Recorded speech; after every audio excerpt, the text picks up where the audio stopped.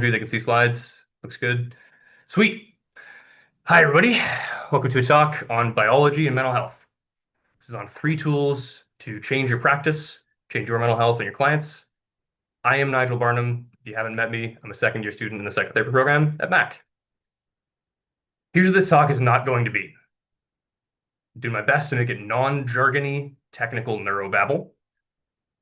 My best to make it not complex, niche, and siloed, and my best to make it not something you just stress about needing to know.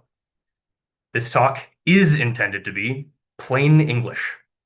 The goal is to help teach you to think biologically about mental health in a kind of simple instead of complex way, to explore, in other words, the bio part of the biopsychosocial model. We're going to review 3 pieces of technology that you can use for yourself and your clients to help with mental health. The goal is to get you excited about this. If anyone does this at any time in the presentation, like I'm doing the right thing, I get to talk about my favorite thing. So thank you. And this is designed as the perfect PowerPoint presentation for me in second year undergrad. The audience I had in mind was me. So if that helps you, amazing. Before we get into it, what does biology have to do with mental health? Let's start really simple. Everyone knows cortisol. It's the stress hormone in your body. It does a lot of things, but it's the stress hormone. Cortisol affects your anxiety. And in a cruel twist of fate, when your anxiety goes up, your cortisol goes up too. This is a classic feedback loop or a positive feedback loop.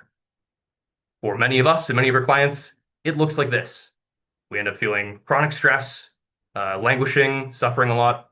It's not good. So how do we treat this? Well, we want to stop this vicious cycle.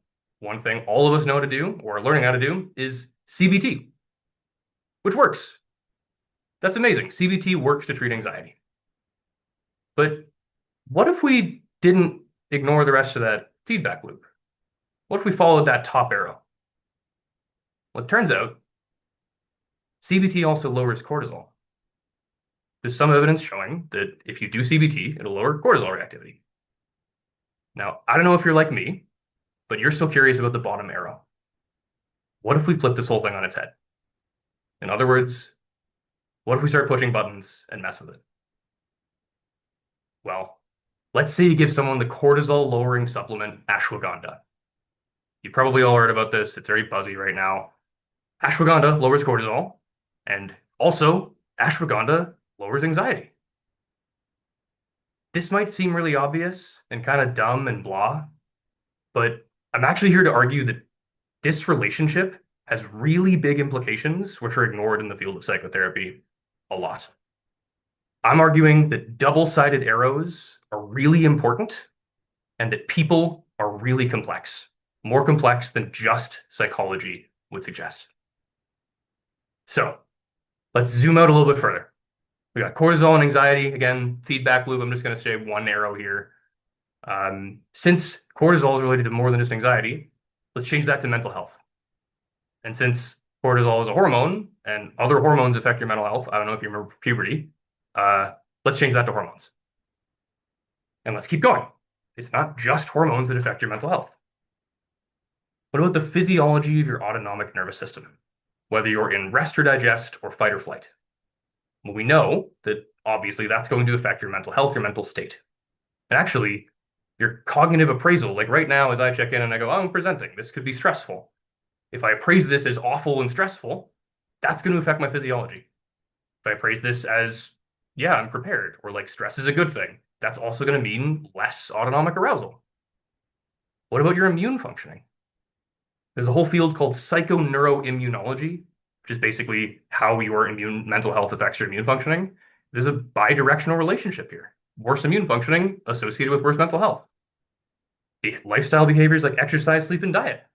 Again, a kind of bidirectional relationship. Toxins in your environment, microplastics and BPAs and all these other kind of buzzwordy things, these will negatively affect your mental health, and mental health resilience will buffer your ability to handle environmental toxins.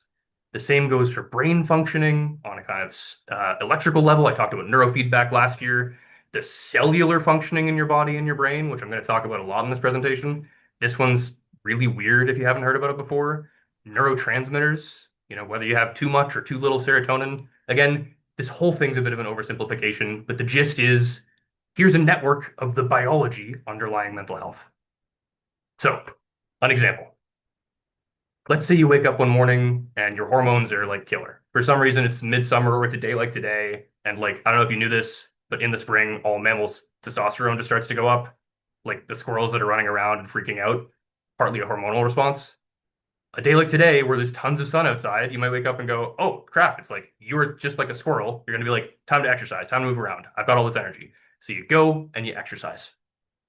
That exercise has an impact on your brain functioning and your neurotransmitters. You might go, cool, that has some kind of impact on dopamine or reward circuitry or whatever it is. Those things are actually also in relationship with your hormones. So before you know it, the whole network ends up looking like this. This is an arbitrary picture. It's called an obesity. This is for obesity. It's a complex system, is the point, where if you push one thing, you're kind of affecting everything at once. This is what the bio part of the biopsychosocial model actually looks like. We think almost all the time in mental health in a linear way. We look at problems and assume a direct cause and effect relationship that like A causes B. If stress, then anxiety. If anxiety, then CBT. And that works. I'm not disparaging that. That's true. It's functional. But thinking it from a systems perspective, where you look at things as kind of an interconnected network, like that picture I just showed you, that's actually more effective for solving mental health problems. That's what I'm arguing today. This is the background for what I'm getting into. So here's some principles for this talk. I'm talking about mental health as a complex thing, not a linear thing. It is not just in the mind. It is in the relationship between parts in the biopsychosocial system. On some level, we all kind of like intuitively know this. Like, have you ever gone to your mom and been like, I'm really stressed out, and she goes, go for a walk, and then you do, and then you feel better, and you're like, wait, why does that work? Why would that make sense? That's a biological change affecting a psychological problem. So if you affect one part of a complex system, it actually affects a bunch of other parts in the system. You can thus affect psychological problems by affecting related, disrupted biological processes. You can think of this as confusing, or you can think of it as more surface area to help people get better. I am not disparaging therapy. Therapy is a really effective tool in the toolkit for helping people get better, full stop. I am saying if you stack treatments on top of each other, if you take a biological angle with a psychological angle, like psychology does 1.5x your mental health, and biology does 1.5x your mental health, and another tool does another. If you stack those things together, you get a compounding effect, not just an additive effect. Another way to think of it, if you just think of mental health as one kind of isolated, siloed thing, it is like psychotherapy can feel like trying to fix an old computer by going into the like command prompt and trying to type in code, but the computer actually isn't running very well in the first place, and like it kind of crashes a lot and like doesn't really internalize it super well. If you zoom out and think about a biological context, it gives you more surface area to create change in that whole person or that whole system. You can upgrade the RAM and like change the Wi-Fi settings and like declutter the hard drive. And that actually makes psychotherapy work much better. If you try coding on an old computer and you try coding on a brand new computer, or a computer that's kind of shiny and new and like has a better biological underpinning, you get good results. They work together well. Why me? These are the benefits and risks to listening to me talk for the next 50 minutes. I am not a doctor. This is not medical advice. In fact, I'm not even a psychotherapist yet. I am something much more dangerous. I am a nerd with access to research and an obsession. I have been thinking about these things for 5 or 10 years straight. This is my passion. I love this stuff. I shouldn't have to say this, but everyone should know this. Follow CRPO guidelines. Everything I'm talking about today is a wellness tool, not a medical treatment. It is like yoga. It is not medication. These are research-based, but they're not Division 12 gold standard evidence-based practice, that level of the kind of research or evidence-based hierarchy. They also require competency to use these tools. Some are very simple. You should still be informed before doing anything with your clients and yourself. Notably, I use some of these tools in my own private practice, and I use them in a practicum placement that I'm placed at, so I can speak to on-the-ground client results. That's a good thing. Also, this is my grand unified theory of mental illness. I don't know if all you know this, but everyone on this call is trying to work out a theory of why mental illness happens. Take a sec. You all know on some level, you're learning about this, you've been thinking about it for years, you're excited about it. This is what I've been excited about. Caveat, every theory is wrong, but some theories are really useful. They're not right in every situation. I am also a walking testimonial. I have benefited personally from these things. I will communicate from lived experience. That means I've drank the Kool-Aid. There is an expectancy effect here. I believe these things work. That is in underlying every slide you're going to see. I have a conflict of interest. I run a private practice using these tools. You should know that. Just have your salt shaker with your grains of salt ready. Here's the itinerary. Here's what we talk about. We're going to talk about heart rate variability biofeedback. This is the most scientifically validated way to relax by breathing. We're going to talk about transcranial photobiomodulation, a super big, scary word for brain red light therapy. This is an entirely passive way to boost mental health. We're going to talk about creatine, which apparently has mental health benefits and doesn't just get you jacked. Let's start with heart rate variability biofeedback. First, this is Google Trends data. This is Google search data in the last 10 years. For whatever reason this year, it just spiked on heart rate variability biofeedback. I first learned about this here 8 years ago when I did this talk in my third year positive psychology course and somehow roped 4 other people into doing it with me. I just got really nerdy about it and did all the background research. So first off, what's heart rate variability? You might say, okay, it's that thing that my Fitbit or my Apple Watch measures, and it has something to do with recovery or readiness is what they tell me. And I guess that has something to do with stress. You're right. That's actually pretty much it. Go into some more detail. Heart rate variability is the beat-to-beat variation between heartbeats across time. It is not the gap from your highest heart rate to your lowest heart rate when you're exercising, or how much range there is in a day. It is variation between heart rates or heartbeats over time. If you measure for a minute, it's how variable is it? You see, from beat 1 to 2, it's an average of 70 beats per minute. Beats 2 to 3, it's an average of 76. But if you look at the milliseconds up top, there's actually some swing to it. It jumps around a bit. It's not a perfect metronome. HRV is actually a super reliable, valid, and simple measure of the activity of the autonomic nervous system. Basically, you can hook your finger up to a sensor and read someone's heart rate and tell really quickly whether they're in rest or digest or fight or flight. That's why this thing on your Apple Watch is saying, hey, you're really not recovered today. It's oh, you're in fight or flight. That's what's happening. Low HRV, bad. High HRV, good.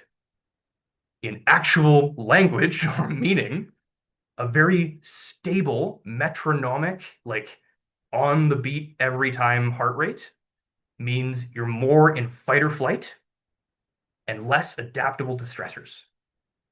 High HRV, more variability, means you are more in rest and digest and more adaptable to stressors. This is super counterintuitive. This is always a weird thing to explain to people. A heartbeat like a metronome is not a good thing. It means your heart is rigid and stuck. It's great when you need to be in fight or flight. You want really stable blood flow when you're running from a lion. But actually, when you're just relaxing, a heartbeat, kind of like a jazz drummer, that's a little bit flexible and the tempo is kind of off, is actually a good thing. That means your heart is limber and flexible and ready to jump in when it needs to get tight. HRV is tied to basically everything. It's associated with all-cause mortality. This is where I hope people are leaning in. If you were in the bottom 25% of HRV in a population sample, you have like a, let me check my slides, 56% chance greater of dying in a given year than somebody in anywhere else in that measure. It's associated with death from cardiovascular events and cancer. It's associated with dementia or diagnosis of dementia and metabolic disease. Again, low HRV means you're more likely to have these things happen. Low HRV is associated with systemic inflammation. High HRV is associated with better executive functioning, decision making, emotion regulation, positive mood states. Low HRV with negative mood states. This is not niche. Every single one of these papers has like hundreds or thousands of citations. They're meta-analyses in top journals. We just haven't heard about this. This has more research than EMDR, just to put it in perspective, which is super hot. Everyone likes that. HRV is associated with mental illness. If you look at anxiety disorders, mood disorders, psychotic disorders, and dependence or addictive disorders, you see people on average will have a lower HRV.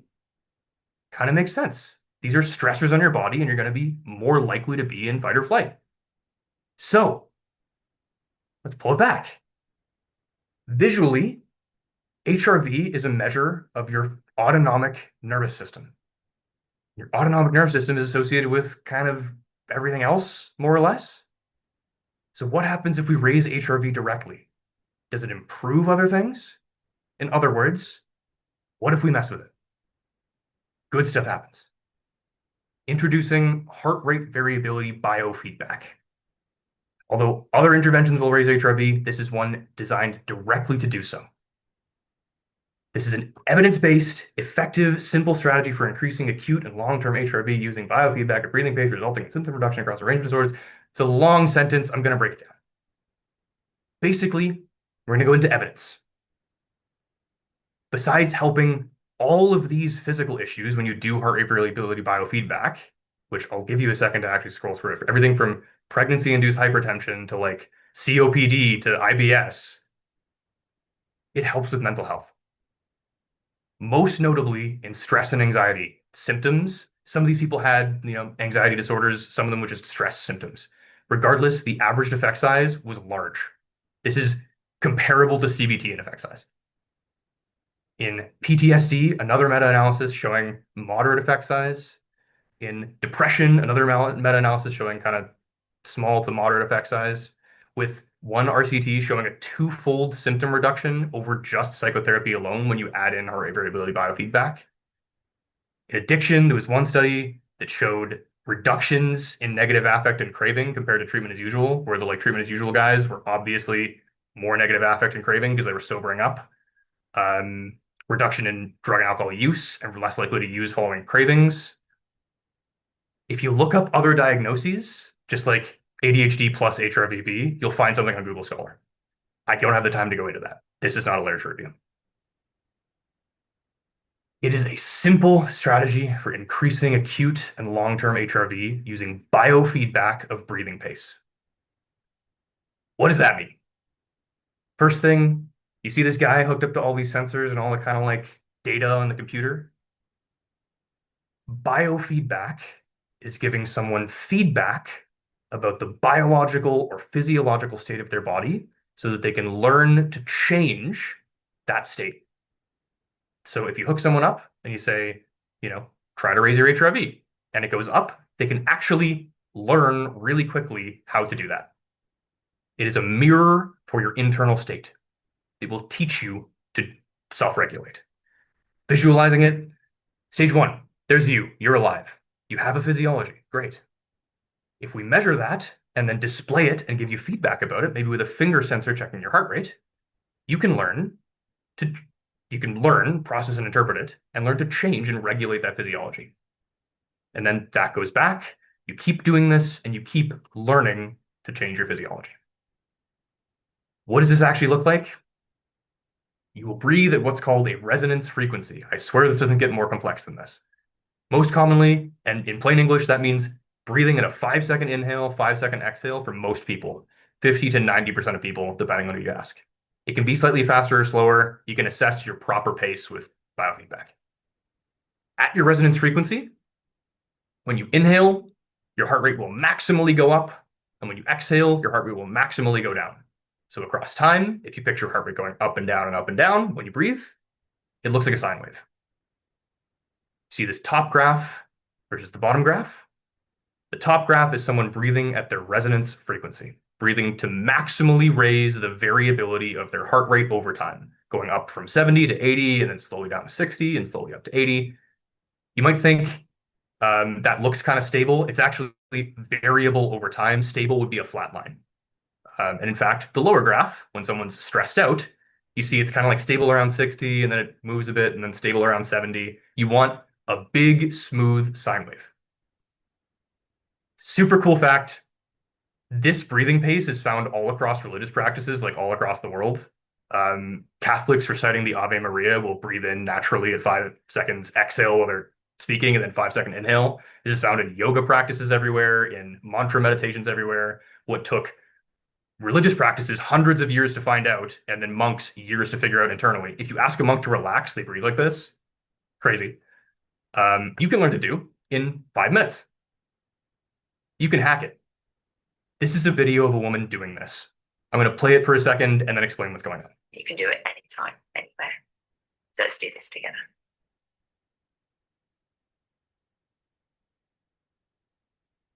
Okay. On the top right, you see that little blue bar going up and down? That's a breathing pacer. She's exhaling as it goes down and inhaling as it goes up. In the middle, you see her heart rate over time. You see it was really chaotic. She was talking a lot before she started breathing this way. And you see spontaneously, her heart rate just starts doing this sine wave thing. Interesting. The bottom right, you see what's called a coherence ratio. I don't know if you can read that, super low quality. This is a bad way of representing this. I don't know why she chose to show this instead of the better way of representing it, but this is the feedback as to how effectively you are raising HRV, how big the swings up and down are in your breathing.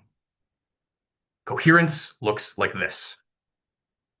It's how coherently your heart rate going up and down and your breathing going inhale, exhale are overlapped, how coherent they are in time.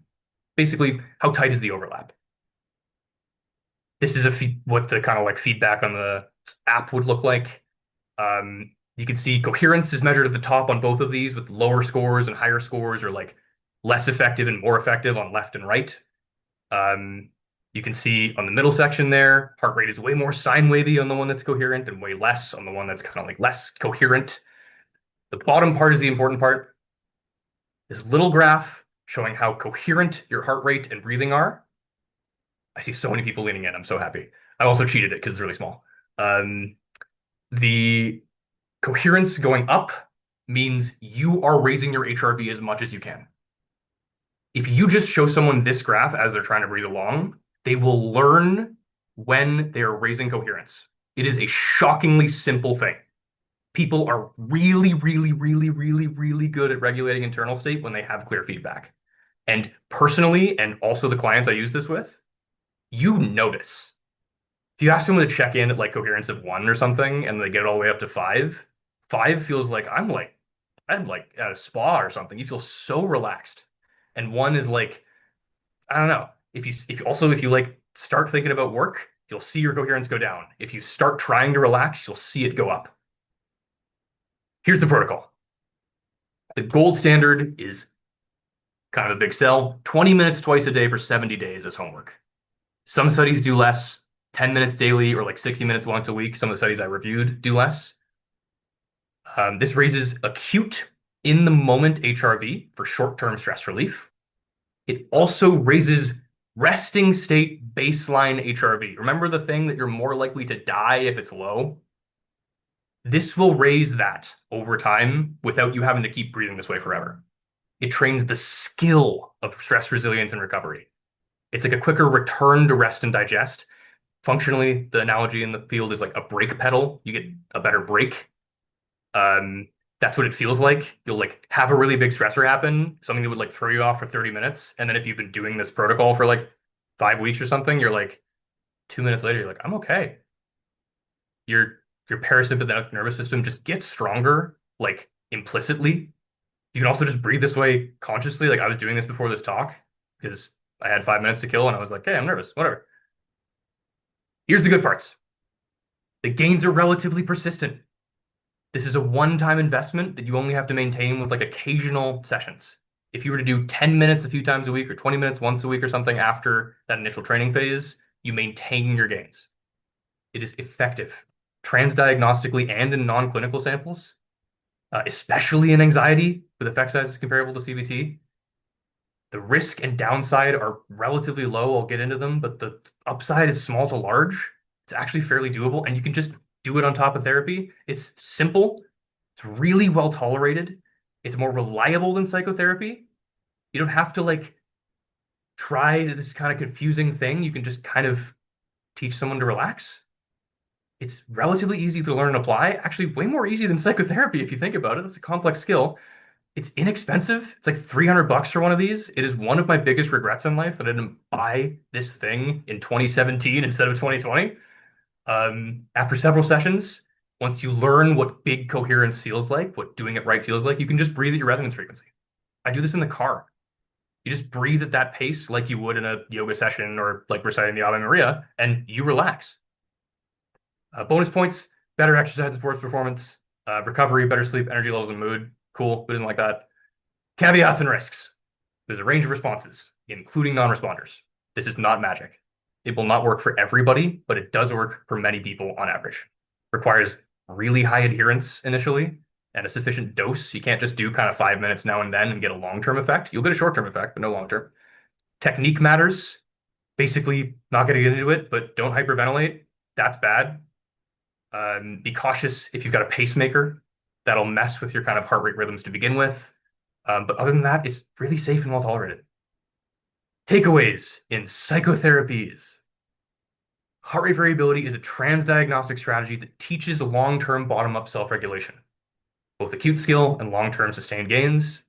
Reach for it when chronic hyperarousal or stress is either a debilitating symptom in and of itself or would otherwise impede psychotherapy. We're all about like the stabilization phase in treatments like PTSD and bipolar or borderline personality disorder. Like this will help you stabilize, and you just have to breathe. You don't have to like do some complicated therapy work. There are other meaning and impactful non-psychological tools to help these things. Remember this through this talk. Just try breathing 5 in, 5 out with yourself or your client. See what it does anything for you. That's worth trying. If it doesn't, also, this doesn't replace psychotherapy. It complements it. Again, 1.5 times 1.5, et cetera, et cetera, et cetera. These stack really well with psychotherapy. It works on its own, works way better with psychotherapy. If you want to learn more, check out this woman. She is like the clinician in the field. She wrote the book on it, fundamentally. Or just search Leah Lagos podcast and pick whichever one you want to listen to. She's great, great speaker. And check out HeartMath or Elite HRV. These are the two companies I'd say you should start with. If you want to learn more, ask me about it. I'm here and I'll talk to you about it. And try it. It's got to breathe. It's pretty easy.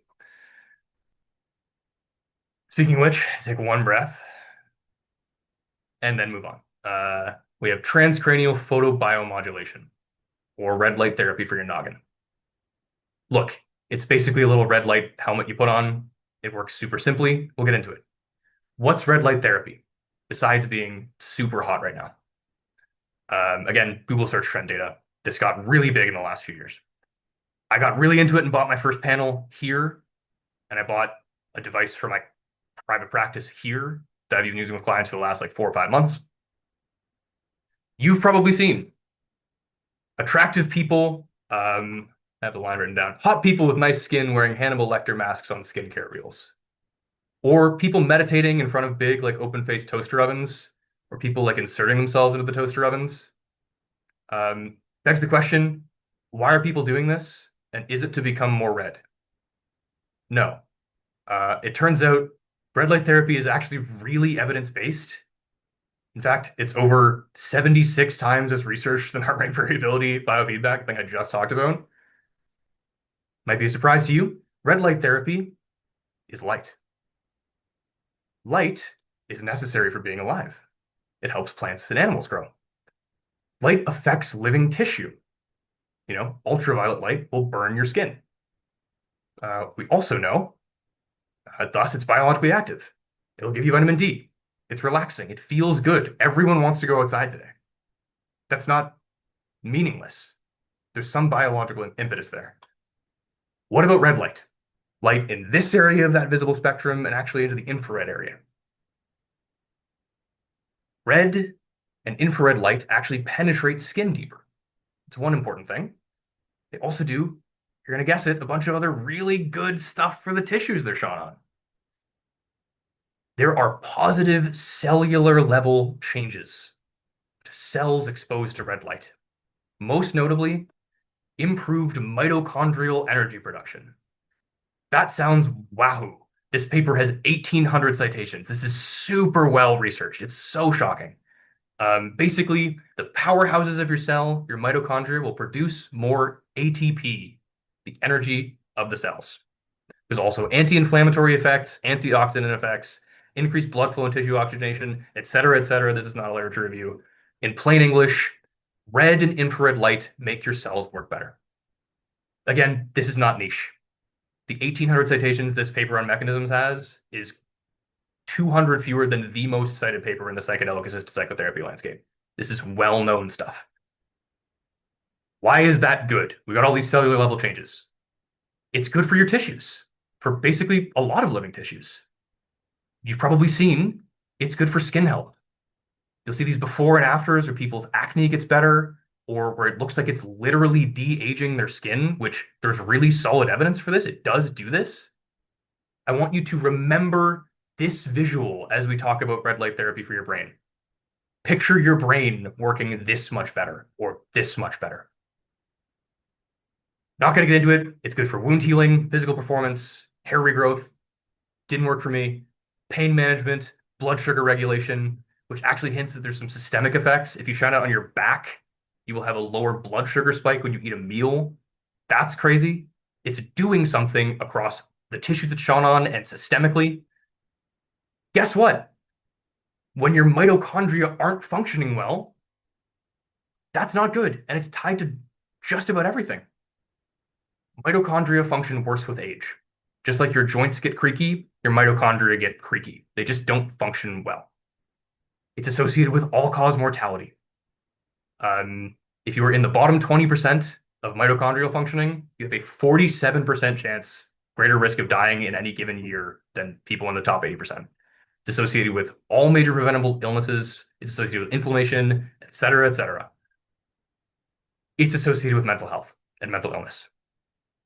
Mood and psychotic disorders, depression and bipolar, schizophrenia, anxiety, OCD, PTSD, autism spectrum disorder, ADHD, intellectual disability, etc. I ran out of time doing the lit review. Basically, how well your cells are functioning has something to do with both the rest of your biology and your mental health. So what if we improve how your mitochondria are functioning? Does it improve everything else or mental health? All together now. What if we mess with it? Good stuff happens. Introducing transcranial photobiomodulation, a really big, scary word for red light therapy for your brain. There are mental health effects, possibly. Well, if mitochondria dysfunction is not good for mental health, and red light's good for mitochondria, does red light improve mental health? Yeah, it does. In a meta-analysis looking at depression, we saw a standard mean difference of 0.55, a moderate effect size, comparable to tons of other treatments, both psychotherapeutic and not. In an RCT for generalized anxiety disorder, there was a sustained, like, average 7.5 difference on the Hamilton Anxiety Scale. We could see effects in a PTSD open label study, reducing PTSD and depression symptomatology, increasing fluid intelligence, IQ. In an ADHD open label study for adults, they saw positive results for symptoms there and in children, or different study for children.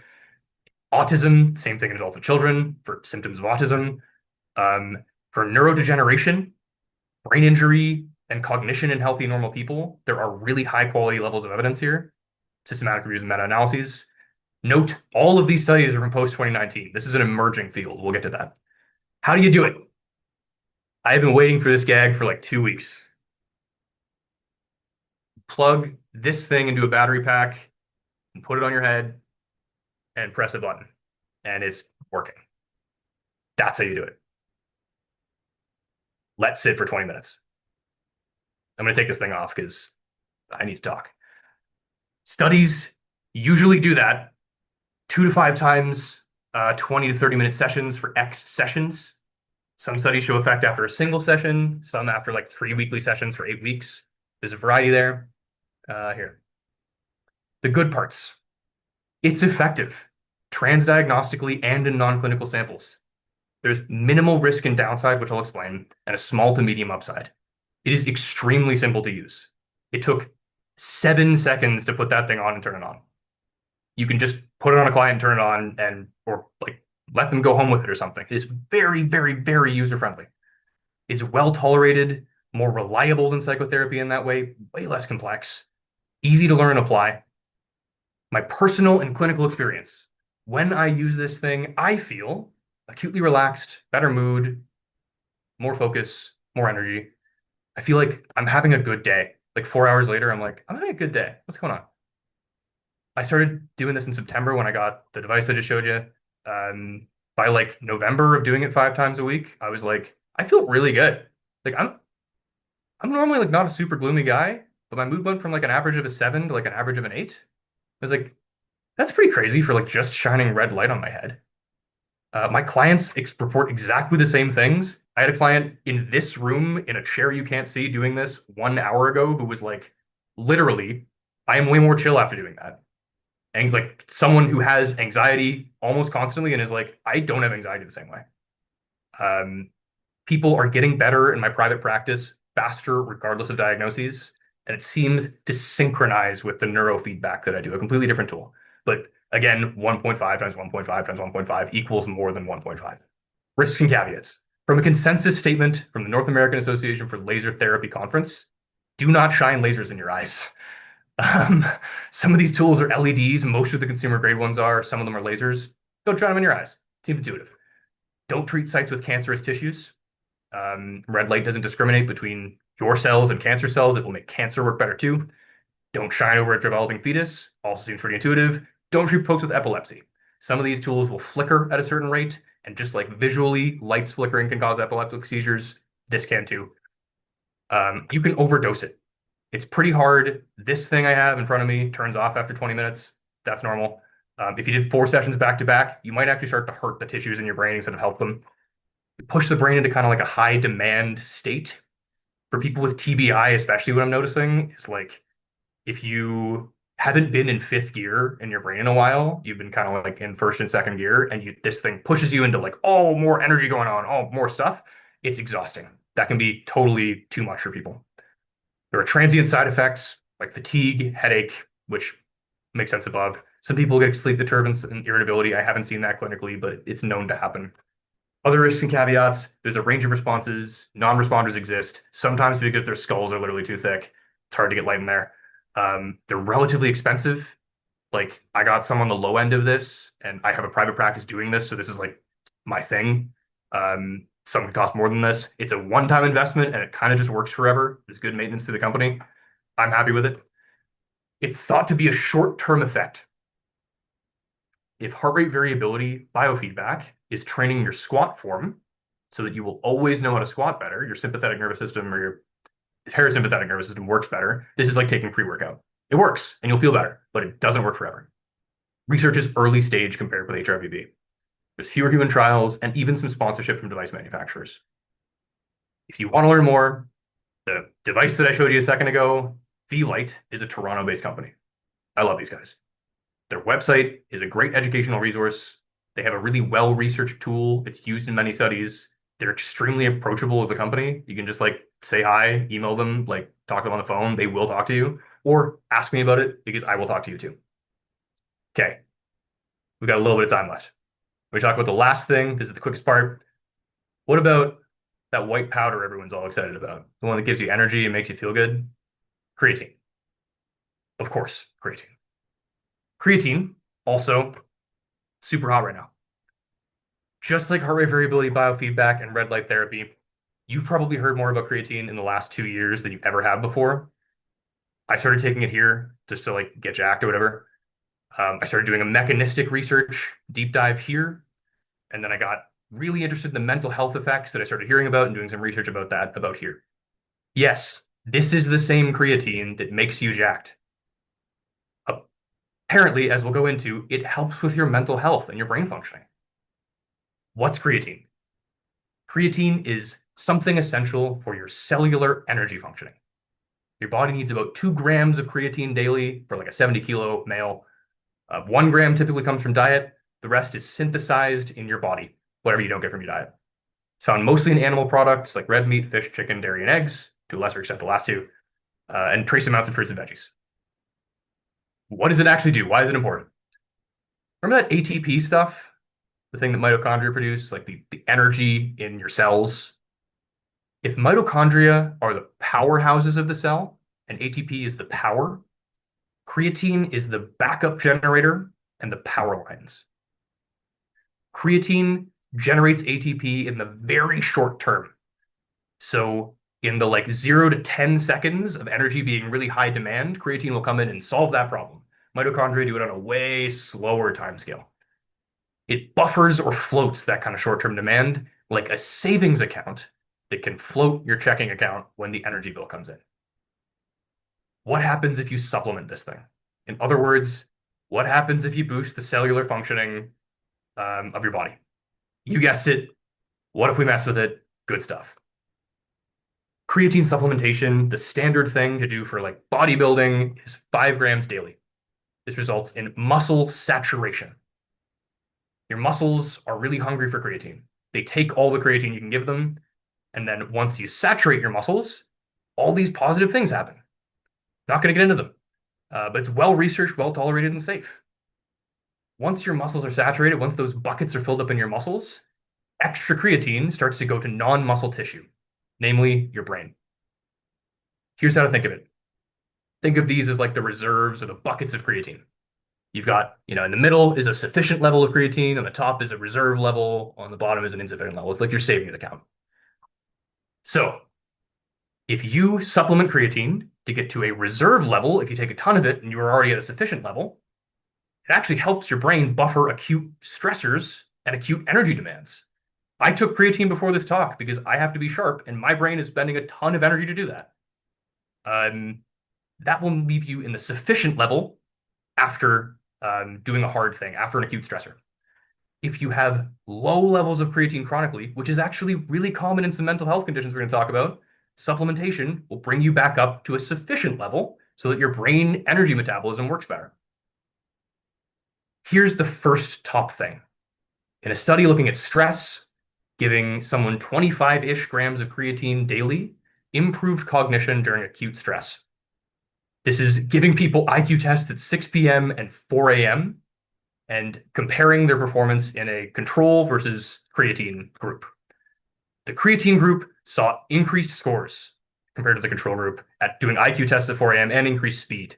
Basically, under moments of high physiological stress, like chronic sleep reduction, sleep restriction, or like a talk like this, or doing 8 sessions in a row psychotherapeutically, creatine will help buffer your ability to tolerate that stress and function cognitively. You can remember this for yourself and for your clients. For mood disorders, kind of the second category there, that lower section, there's an RCT. This is very recent, showing 5 grams of creatine plus CBT versus CBT in isolation saw a 2-fold symptom reduction in PHQ-9, like depression scores, basically, just adding in 5 grams of creatine a day. Another older study, 5 grams of creatine plus SSRIs versus SSRIs alone, again saw a favorable effect for creatine in terms of depression scores. This is probably because depression is actually really metabolically taxing on your brain. Like, if you feel low energy, it's possibly on some level because your brain feels low energy.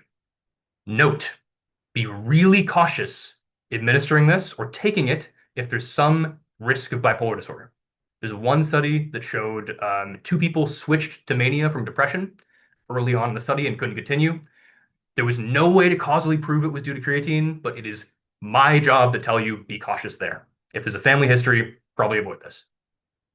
There's effects for traumatic brain injury, Alzheimer's, and memory in like regular people, specifically older adults. Again, all of these are states where your brain is kind of like a little energy poor, it could use that boost to get more energy. Here's the good parts. It's really effective. No, it's moderately effective. I wouldn't say it's super effective, but it's effective transdiagnostically and in non-clinical samples, especially in depression. There's more evidence there. There's minimal risk and downside and a small to medium upside. Probably more beneficial in non-meat eaters because creatine is so abundant in meat products and so rare in non-meat products. Supplements are vegan friendly. It's extremely simple to use. Literally put it in water and drink it. It's inexpensive. It's like 10 cents a day or maybe 50 cents a day, which is relatively comparable to like actual medications. Bonus points, you're gonna get better at all these things. Some caveats and risks. Avoid if someone has bipolar disorder or risk of bipolar disorder. Side effects, GI distress, water retention and bloating. Both of these tend to go away over time. Basically, it's pretty tolerable to have 5 grams of creatine at a time. Don't drink 20 grams plus. You're gonna have an upset stomach. Split it into multiple doses of food. If you want to learn more, here's a super clickbaity looking YouTube video from actually a Harvard valedictorian and MD PhD who like studies brain metabolism, who breaks this down in awesome language. I would recommend this guy and this video if you're curious. I'll give you like a sec to write it down if anyone's a nerd. Okay, don't have a ton of time. Case study time. This is someone I worked with in my practicum placement where we use all of these tools. She is a mental health professional, R, who for 2 years has had PTSD and a traumatic brain injury after acute trauma. She has insane anxiety, low mood, on sleep meds for insomnia, chronic fatigue. Her pre-morbid ADHD, the ADHD she had going in, got way worse. She's got headaches and visual strain every day, cognitive difficulties. She's not functioning well. She came to us struggling. She has also done a ton of cognitive and psychological work for trauma because, of course, she is. That's her profession. She knows this stuff. She's bright. This reduced flashback incidents and nightmares, but in her own words, working with a psychologist made things worse in other ways. This person was not able to helpfully or help them with help R with depression and anxiety symptoms, for instance. She would say, I know what I should be doing. I want you to listen for this phrase every time you hear this in your client or yourself. I know what I should be doing, but I just can't do it. To me, that says your biological demand is higher than your psychological skill set at that time. That means you can't self-regulate effectively in the face of the like amount of affect that's coming at you or the amount of dysregulation or the like amount of distress. You have maybe the skills, maybe you know what you should do, reframe it, but you can't because you're too affectively dysregulated. Here was a treatment plan. We gave her everything and some other stuff. She did like 5 things with us, and she was a perfect client. She had full adherence. She did 10 sessions of neurofeedback and the other things I talked about with at-home supplementation plus HRVB in between some exercise. She had a wealth of backlogged psychotherapy skills that she knew she could apply previously, but she can't now that she's so dysregulated. And she was able to apply them more and more as we did more sessions. Here's what happened. Session 1 is her first session. Session 10 is session 7. Session 7 is session 10. She just like skipped a couple in between. You're gonna see, I think her first time she like just didn't understand the questionnaire or something. From highest symptom to lowest symptom, anxiety went down, depression went down, where red is severe, white is no symptoms. Um, Depression went down, mood instability went down, sleep became a complete non-issue. Attention, impulsivity, and memory all got better. Again, symptoms of ADHD and cognitive challenges. These are good things. Her subjective report was completely in line with this. She said, I feel more control over my nervous system. I'm in tune with it now. Stopped taking sleep meds, was depressed, and now feels like shockingly stable. She said her concussion felt completely healed. Cognitive symptoms were so much better. Her working memory was, quote, never that good. This is my favorite thing. This is someone who has done all the psychological work and for whom that is not working. And then came in and was willing to do all the biological stuff, and it just coalesced. That 1.5, 1.5, 1.5 equals 5 thing worked for her. And we've been talking at this level of detail, and I have 5 minutes, so I'm going to wrap it up. We're going to bring it back here and then all the way back. Remember cortisol and anxiety? Let's bring it back there. You might have a psychological problem, or your client might have a psychological problem. All types of symptoms like R did. You could throw tons of psychotherapy at it, and it could work.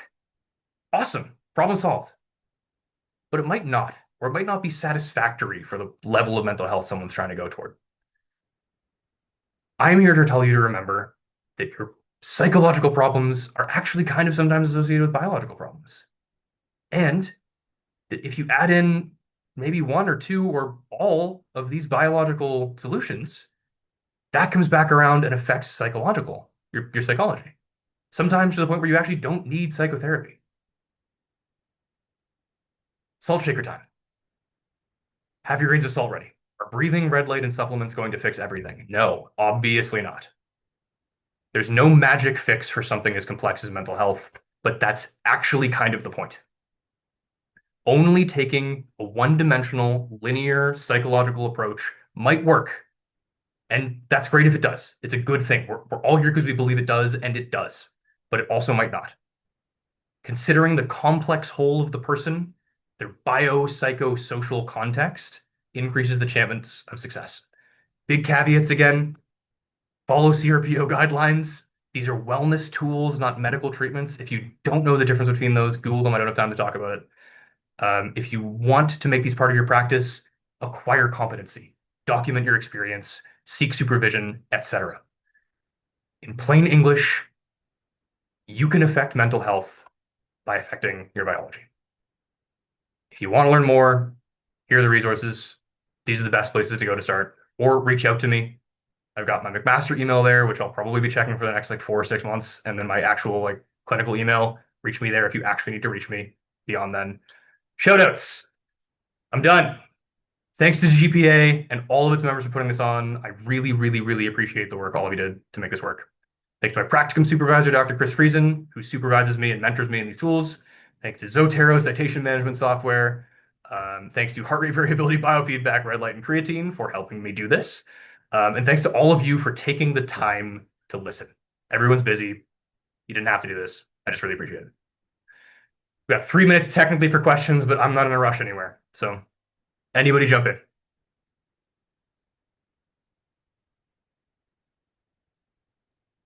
Talia, the first person I saw. Well, first of all, thank you so much for that presentation. It was so engaging, and I know that I learned so much myself. And I really appreciated the format and everything that you explained in depth. I really liked also kind of just you constantly reiterating stacking all the biological tools and really using psychotherapy to complement it rather than to replace it. Kind of going back to the heart rate variability feedback. In the former part of your presentation, you mentioned that one of the limitations, so to speak, was that there were kind of a range of responses, including like some non-responders. So I was wondering who these non-responders tend to be. The two things that show up in the literature are people who don't find a resonance frequency, for whom there's just, for whatever reason, they just don't find a pace that like makes their heart do the sine wave thing. Okay. And with every meta-analysis, you're averaging out effects. There's just going to be some people who it didn't work for, and that kind of like Sure. bottom 10% of that. Yeah. Right. Okay. I was thinking myself too. I was wondering, like, thinking about if you're super dysregulated, kind of having to intentionally remind yourself to do these skills, especially if like you don't have a session booked in to be doing it. But that's with everything as well. So I get that. The coolest thing is you don't have to do it consciously after you've done it for a while. Okay. Like that's the thing that's exciting about this, is that Right. once your physiology has been trained to do this better, It becomes more automatic. it just happens. Yeah. Right. You can do it Okay. consciously and that'll help you, but like you'll be like going through a stressor and then all of a sudden it's just like you're not stressed anymore. It's shocking when it happens. Yeah. Right. Okay. Thank you so much. You're welcome. Yeah. I see people are leaving. Sorry if you're missing out on a question. You can reach out to me if you need to. Julia, how are you? Hi Nigel, great job. That was really cool. I loved the part about the powder. That was hilarious and it got me laughing. So thank you for that. I had a question about the heart rate variability biofeedback as well. I'm not sure, like, kind of within the protocol, like the importance of the biofeedback part. Like, if we were to institute the heart rate variability practice with clients without the biofeedback aspect, like a screen, would but we explained it to them so they understood what was going on, would that still have like some effects, or is the screen part the part that fixes that, like, actually has the effect? Killer question. No, just breathing at your resonance frequency will train your heart rate variability over time, and it's an acute relaxation thing. Like just Mm-hmm. breathe 5 seconds in, 5 seconds out. That works. Mm-hmm. Um, but biofeedback is training wheels. Yeah. It is like going to show you when you're really doing a good job and when you're really falling off. Mm-hmm. Eventually, it's actually probably a good thing to stop using the training wheels and just breathe that way. Yeah. But yeah, that's the way I think of it. Okay. Cool. Thank you. Leslie, hello. Hello. I'm super curious, also talking about the heart rate variability. Um, what happens if someone, goes through the biofeedback, but they're still like not, let's say, not sleeping a lot, they have a lot of stress in their life, maybe they're, not exercising. How does that affect, the effects that you would see? Yeah, it's a really interesting question. Um, you will still, if they respond, get improvements in heart rate variability, which may cascade over into some of those other areas. Um, there's a certain thing that you do, maybe like 10 or 20 sessions into doing all the bio stuff, where you go like, what's your lifestyle like? Like, you drinking 6 cups of coffee a day? Like, maybe we should talk about like maybe that's if other stuff isn't budging, you can start to look elsewhere, is what I'd say. Right. But generally, these things tend to budge, and the more things you do at once, the less likely it is that someone's going to be a non-responder to every one of them, if that makes sense. Mhm. Yeah. Does that Yeah. fairly Yeah, answer no, the I know question? it's kind of a hard question, but I was just curious. So, like, you're kind of saying, like, you would still want to make sure that they're trying to reduce those other things that are bad for heart rate variability Yeah, as much as totally. possible. Yeah. I mean, if you exercise daily, your HRV goes up. Like tons of things will change it. This is just a really direct way of changing just that thing. Gotcha. Yeah. Thank Yeah. you. Yeah. Welcome. Any other thoughts or questions? I I know have a tech, but quick it's tough. question. Yeah, what's Sorry, up? Nigel. I You're good. might have asked you this before, but have you tried any of this in your private practice with kids or teens, or are you focused with adults?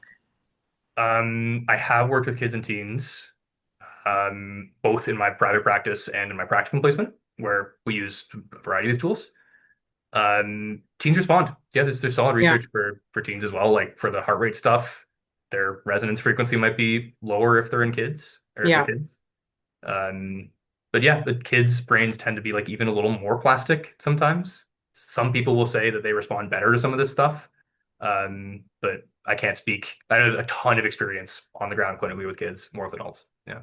Got it. And I have you found with the kiddos, especially maybe ones that have autism, ADHD, and dysregulated, and the thing on their head, is that an issue personally when you worked with kids at all, or was that not an issue? Yes.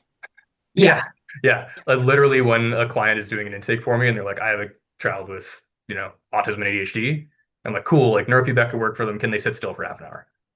yeah. Or like red light therapy can work. Like, is putting something on their head going to be really, really distressing? And sometimes it just means it's a no-go. Right. So it's really client dependent, of course, because Yeah. throughout the talk, I was just thinking about this is such a great alternative for kiddos with Mhm. autism. And of course, not to fix autism, we all know that, but just the symptomology that comes with it. And Mhm. it's pretty cool because not a lot of parents want to pump medication. I think it's risperidone for ASD that's approved, and that comes with serious side effects. So it's some pretty cool stuff. It Yeah. really is. Yeah. Yeah. Yeah. Yeah. Everything I included because it has a really favorable risk reward profile. Yeah. Um, you might get bloated if you take creatine. Yeah. You Yeah. might get a headache if you do the red light therapy, but that starts to go away over time. Heart rate variability, like you can hyperventilate if you're like breathing in as hard as you can and breathing out as hard as you can at that pace. But like those are relatively rare. So yeah, compared to medication side effects, these can be smaller. Yeah. Yeah, this is great. Thanks for this talk, Nigel. You are a very engaging speaker. Great job. You should be a professor. Think of that in your future. I'm happy that the ideas are happy. Yeah, thank you.